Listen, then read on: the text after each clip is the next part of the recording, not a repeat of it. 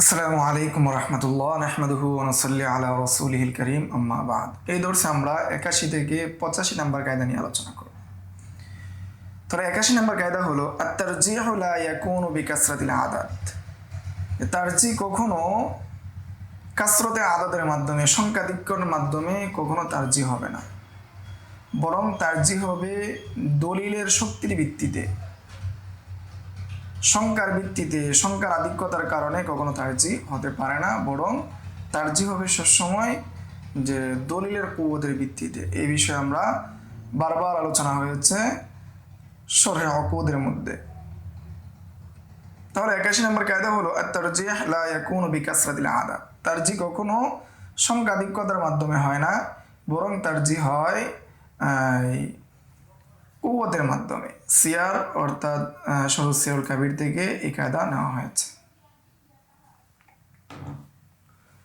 যেমন এখানে হাসির মধ্যে বলা হচ্ছে, যদি দলিলের আধিক্য এবং রাবীদের সংখ্যা যদি শুহরতের পর্যায়ে না পৌঁছে, ইমামাইন অর্থাৎ ইমাম আবু হানিফা এবং ইমাম আবু ইউসুফের নিকট যদি সেগুলো কিসের পর্যায়ে না পৌঁছে, শুহরতের পর্যায়ে না পৌঁছে, তাহলে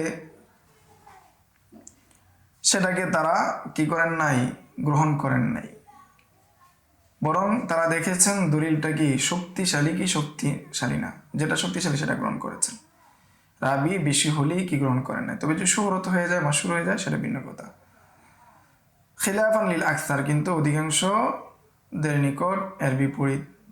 তার মধ্যে হলেন আইম্মা সালাসা এবং ইমাম মুহাম্মদ। যে তারা বলেন যে যেদিকে কি থাকবে, রাবি বেশি থাকবে অথবা দলিল বেশি থাকবে, সেটা কিভাবে গ্রহণযোগ্য হবে।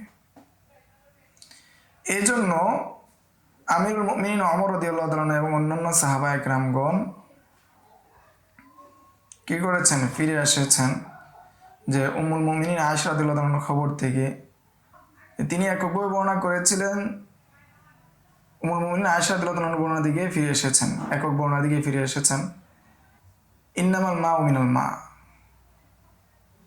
আয়েশা রাদিয়াল্লাহু তাআলার বর্ণনায় ফিরে এসেছেন এই বর্ণনা থেকে যে পানি দ্বারা পানি আবশ্যক, পানি দ্বারা পানি ওয়াজিব। যদি কোনো পানি বের হয়, মনি বের হোক আর ওজি বের হোক, কি হবে, গোসল বের হবে। অথচ এই হাদিসের রাবির বর্ণনাকারীর সংখ্যা বেশি। কিন্তু এখানে আয়েশা রাদিয়াল্লাহু তাআলা আনহুর যে বর্ণনা সেটাকে গ্রহণ করেছেন, কারণ আয়েশা রাদিয়াল্লাহু তাআলা আনহু এই বিষয়ে কি অধিক জানেন, তিনি এই বিষয়ে অধিক জ্ঞাত। এই জন্য তারা আয়েশা রাদিয়াল্লাহু তাআলার কথাকে কি করেছেন, উমর রাদিয়াল্লাহু তাআলা গ্রহণ করেছেন, কি করেন নাই, কাসরাতুল আদাদের মাধ্যমে গ্রহণ করেন নাই। আর আয়েশা রাদিয়াল্লাহু তাআলার খবর ছিল কি, তিনি বলেছিলেন যখন ইদা জালাসা বাইনা শাআবিহাল আরবাঈ মাসাল খিতানা ফাকাদ ওয়াজাবাল গুসল, যখন দুই লজ্জাস্থান একত্রিত হয়ে যায় এবং সুপারি পরিমাণ জায়গা অদৃশ্য হয়ে যায়, তখন কি হয়ে যায়, গোসল ওয়াজিব হয়ে যায়। এই কথার দিকে কি করেছেন, রুজু করেছেন। ওয়া আলাইহি দাল্লা যাহিরু কওলিহি তাআলা, যে তারজিহ হবে না কাসরাতুল আদাদের মাধ্যমে, এটার উপর দালাত করে আল্লাহ তাআলার বাণী ইল্লাল্লাযীনা আমানু ওয়া আমিলুস সালিহাত কলিলুম মা হুম। তো ইল্লাল্লাযীনা আমানু ওয়া আমিলুস সালিহাত, যে ঈমান আনবে, সৎকর্ম করবে, তাদের সংখ্যাটা কি হবে, কম হবে। ইল্লা দ্বারা বুঝিয়েছে। অপর এক আয়াতে আল্লাহ তাআলা বলেছেন ওয়ালাকিন্না আকসারুন নাসি লা ইয়ালামুন, অধিকাংশ মানুষই কি জানে না, এর মানে কম মানুষ জানে। এই সমস্ত আয়াতের মাধ্যমে বোঝা যায় তারজিহ হবে কুওয়াতে দলিলের ভিত্তিতে, কাসরতে দলিলের ভিত্তিতে না, কুওয়াতে দলিলের ভিত্তিতে। যেমনিভাবে আয়েশা রাদিয়াল্লাহু তাআলা আনহার বর্ণনা কি করা হয়েছে, গ্রহণ করা হয়েছে। 82 নম্বর কায়দা তারকুল ইহসান লা ইয়াকুনু ইসাআতান, যে ইহসানকে ছেড়ে দেওয়া, এটার কারণে কাউকে মন্দাচার করা যাবে না, শাস্তি দেওয়া যাবে না।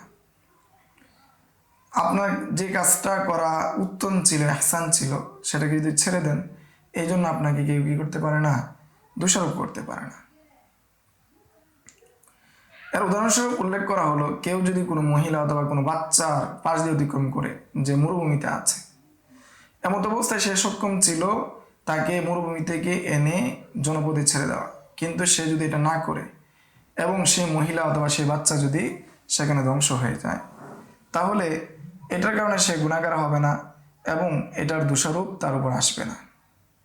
অথচ তার সক্ষমতা ছিল সে তাদের দুজনকে বসতির মধ্যে ছেড়ে দিতে পারত, কিন্তু এটা যদি করতো তার ইহসান থাকতো, অনুগ্রহ হতো, কিন্তু সে যদি ইহসান বা অনুগ্রহ করে নাই, সেই জন্য সেটাকে ইসা করা যাবে না, তাকে দোষারোপ করা যাবে না। এটাই হলো কায়দা তারকুল ইহসান লা ইয়াকুনু ইসাআতান, ইহসানকে ছেড়ে দেওয়ার কারণে কাউকে কখনো মন্দ আচার করা যায় না। 83 নম্বর কায়দা আত-তাসাররুফু আলা রাঈতি মানুতুন বিল মাসলাহাতি, যে প্রজাদের উপর বা জনগণের উপর যে বিষয়ে তাসাররুফ করা হবে তাদের মাসলাহাতের উপর ভিত্তি করা হবে, যেটা তাদের উত্তম সেটা লক্ষ্য রাখা হবে। শিন্নুন দ্বারা উদ্দেশ্য হলো আল-আশবাহ নাজারের দিকে এই কায়দা নেওয়া হয়েছে। এর উপর ভিত্তি করে বলা হয় যে বাদশার জন্য এমন কোনো ব্যক্তিকে যদি মারা হয় যে ব্যক্তির কোনো ওলি নাই, এমত অবস্থায় বাদশার জন্য কাতেলকে ক্ষমা করে দেওয়া উপযুক্ত হবে না, কাতেলকে ক্ষমা করে দিবে না, বরং সে কি করবে, তার উপর কেসাস বা সুলা, যেটা তার দৃষ্টিতে কি হয়, ভালো হয়, সেটা সে গ্রহণ করবে, মাফ করে দিবে, সব কিছু থেকে অন্যটা কি করবে না।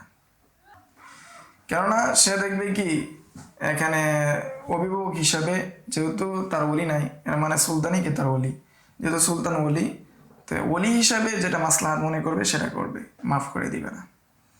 এটাই 83 নম্বর কায়দা, সেটা হলো আত-তাসাররুফু আলা রাঈয়াতি মানুতুন বিল মাসলাহা, জনগণের উপর তাসাররুফ করা এটা মাসলাহাতের উপর ভিত্তি। শিন্নুন দ্বারা উদ্দেশ্য হলো আল-আশবাহ নাজায়ের। 84 নম্বর কায়দা হলো التصريح بموجب العقد كالتصريح بلفظ العقد, যে আকদের যে মুজাব আছে, আকদকে আবশ্যক করে যে সমস্ত বিষয়, এর তাসরিহ যেটা আছে এটা কেমন যেন হয়ে যাবে, যে আকদের যে শব্দগুলো আছে শব্দগুলোর মাধ্যমে কি করেছে, তাসরিহ করেছে। সিয়ার দ্বারা উদ্দেশ্য হলো শরৎ সিয়ারুল কাবির। এখন যদি কাফেররা বলে যে আমরা তোমাদের সাথে কি করলাম, চুক্তি করলাম, নুআতিকুম কাদা আল্লাহ তুকাতিলুনা, যে আমরা কি করলাম, চুক্তি করলাম এটার উপর ভিত্তি করে যে তোমরা কি করবে না, আমাদের সাথে যুদ্ধ করবে না, হাত্তা তানসরিফু আন্না, এভাবে যদি চুক্তি করে এবং এটার মধ্যে যদি কি হয়, চুক্তি হয় এবং এটার উপর যদি কি হয়, বিদায় হয়, তাহলে এই ক্ষেত্রে মুসলমানরা যেভাবে তাদের সাথে যুদ্ধ করবে না, ঠিক অনুরূপভাবে কাফেররাও কি করবে না, যুদ্ধ করবে না। এখানে যদিও কি লফজ উল্লেখ করা হচ্ছে না যে কাফেররাও তাদের সাথে কি করবে না, যুদ্ধ করবে না, তারপরে এখানে মুজাবুল আকদের মাধ্যমে এটা সরি হওয়ার নেই কি হয়ে যাবে, উভয় পক্ষের দিকেই প্রত্যাবর্তন করবে। এটাই 84 নম্বর কায়দা বলা হয়েছে আত-তাসরিহু বিমুজাবিল আকদি কাত-তাসরিহি বিলফজিল আকদ, যে আকদের মাধ্যমে যেটা তাসরিহ হয়, আকদের মুজাবের মাধ্যমে যেটা তাসরিহ হয়, এটা কেমন যেন আকদের লফজের মাধ্যমে, চুক্তির লফজের মাধ্যমে কি হয়েছে, তাসরিহ হয়েছে। 85 নম্বর কায়দা হলো আত-তারিফ বিল ইসমি কাত-তারিফ বিল ইশারা, যে নাম দ্বারা কি করা, পরিচয় করা, কেমন যেন ইশারার মাধ্যমে কি করা হয়েছে, পরিচয় করা হচ্ছে, নির্দিষ্ট করা হচ্ছে। কারো নাম নিয়ে বলা যে জায়েদ, তাহলে কেমন যেন সে কি করছে, ইশারা করে বলছে জায়েদ। সিয়ার দ্বারা উদ্দেশ্য হলো শরৎ সিয়ারুল কাবির। এর উদাহরণ হিসেবে উল্লেখ করা হয়েছে, কেউ যদি বলে যে আপনি আমার চাচাতো ভাইকে কি, জায়েদকে কি আমান দেন, তার জায়েদ নামে দুজন চাচাতো ভাই আছে অথবা তার দুজন চাচাতো ভাই আছে, সে দুইজনের যে কোনো একজনকে কি করতে পারে, ইখতিয়ার করতে পারে, দুজনের একজনকে ইশারা করতে পারে বা দুজনের একজনকে সে গ্রহণ করতে পারে। এর ভিত্তিতে বলা হয়, সে যদি বলে যে আমাকে কি আমানত দেন বা আমাকে নিরাপত্তা দান করেন, যে আমান দেন, আমাকে নিরাপত্তা দান করেন, যে আমার চাচাতো ভাই জায়েদ ইবনে আমরকে কি দেন, নিরাপত্তা দেন, এমন অবস্থায় এই নামে দুইজন কি আছে, তার চাচাতো ভাই আছে, তাহলে দুজন কি হয়ে যাবে, এই নিরাপত্তায় আমানের মধ্যে অন্তর্ভুক্ত হয়ে যাবে।